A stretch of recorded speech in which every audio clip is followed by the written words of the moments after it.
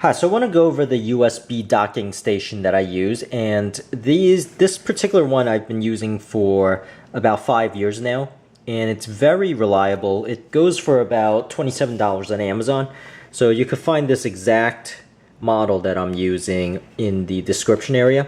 But I just wanted to go over some of the basics and the reason why I use this particular one. So I use this particular one because it supports, like many of the ones on the internet, it supports the 2.5 inch and also the 3.5 inch.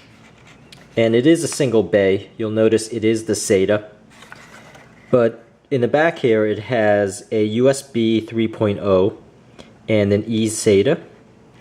And also has an on-off switch and an ejection button. So I use this mainly for my Macrium Reflect imaging software. So that software is free on the internet to do a lot of the imaging and ISOs and backups for your hard drives. So lots of times when I buy a new laptop, if it is one of these hard drives, I will transfer all the data to an SSD, and this really serves that purpose really well. And you'll notice simply from this drive, you just pop it in,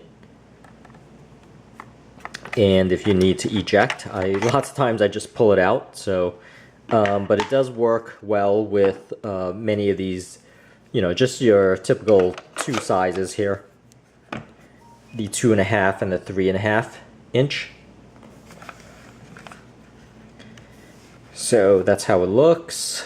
Nothing too different or drastic.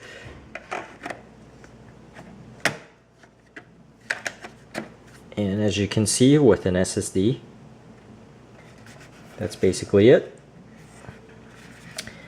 But for the most part, I like this for the reliability. And it is the Thermaltake Black X single docking bay.